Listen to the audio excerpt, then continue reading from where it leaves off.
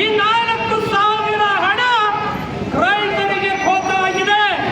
ಇದುವರೆಗೂ 2.5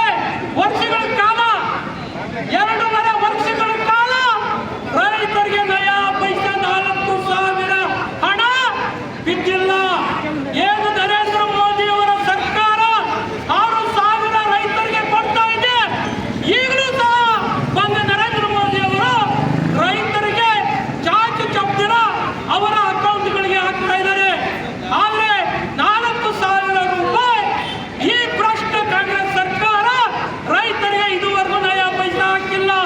ಇದು ರೈತರಿಗೆ ಮಾಡಿರುವಂತಹ ದ್ರೋಹ, ಅನ್ಯಾಯ. ಬಂಧುಗಳೇ, ಇನ್ನು ನರೇಂದ್ರ ಮೋದಿ ಅವರು ಬೆಂಬಲ ಬೆಲೆ, ಏನು ರೈತ ಬೆಳೆಯನ್ನು ಬೆಳೀತಾನೆ ಆ ಬೆಳೆಗೆ ಬೆಂಬಲವಾಗಿ ತೊಗರಿ ಆಗಿರ್ಬೋದು, ರಾಗಿ ಆಗಿರ್ಬೋದು, ಮೆಕ್ಕೆಜೋಳ ಆಗಿರ್ಬೋದು, ಬೆಂಬಲ ಬೆಲೆಯನ್ನ ಕೇಂದ್ರ ಸರ್ಕಾರ ಘೋಷಣೆ ಮಾಡಿದೆ. ಈಗಾಗಲೇ ಮೆಕ್ಕೆಜೋಳಕ್ಕೆ 2,400 ರೂಪಾಯಿಯನ್ನ ಘೋಷಣೆ ಮಾಡಿ MSP ಬೆಲೆ 3 ತಿಂಗಳಿಗೂ ಹೆಚ್ಚು ಕಾಲಾವಕಾಶ ಆಯಿತು. ಆದರೆ ಇವತ್ತಿನ ರಾಜ್ಯ ಸರ್ಕಾರ ರೈತರ ಹತ್ರ ಬಂದಿರುವಂತ ಬೆಳೆಯನ್ನ ಖಾಲಿಯಾದವರೆಗೂ ಇತ್ತು. ಈಗ ಮೊದಲೇ ಯಾವಾಗ ರೈತರು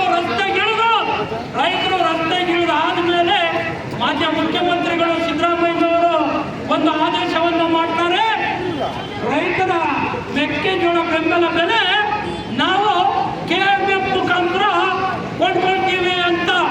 ಈಗಾಗಲೇ ಮುಕ್ಕಾಲು ಭಾಗ ರೈತರ ಹತ್ರ ಜೋಳ ಖಾಲಿ ಆಗಿದೆ. 1,600 ರೂಪಾಯಿ, 1,500 ರೂಪಾಯಿ, 1,700 ರೂಪಾಯಿಗೆ ರೈತರು ಮಾರ್ಕೊಂಡ್ಬಿಟ್ಟಿದ್ದಾರೆ. ಯಾಕೆ ಮಾರ್ಕೊಳ್ತಾರೆ ಅಂದ್ರೆ ನಮ್ಮ ರೈತರು ಬಡ ರೈತರು, ಅವರು ಸಾಲ ಮಾಡಿ ಬೆಳೆಯನ್ನ ಇಕ್ಕಿರ್ತಾರೆ. ಆದ್ರೆ ಆ ಬೆಳೆ ಬರೋ ತನಕ ಅವ್ರು ಕಾಯ್ತಾ ಇರ್ತಾರೆ ಸಾಲಗಾರರು ಕೊಡಬೇಕು ಅಂತ. ಬೆಳೆ ಬಂದ ತಕ್ಷಣ ಅವ್ರ ಮನೆ ಬಾಗಿಲಿಗೆ, ರೈತರ ಮನೆ ಬಾಗಿಲಿಗೆ ಯಾವಾಗ ಸಾಲಗಾರರು ಹೋಗ್ತಾರೋ ಆ ಏನು ಬೆಲೆ ಇರುತ್ತೆ ಆ ಬೆಲೆಯನ್ನ ಕೊಟ್ಟು ಆ ಬೆಳೆಯನ್ನ ಮಾರ್ಕೊಂಡ್ಬಿಡ್ತಾರೆ.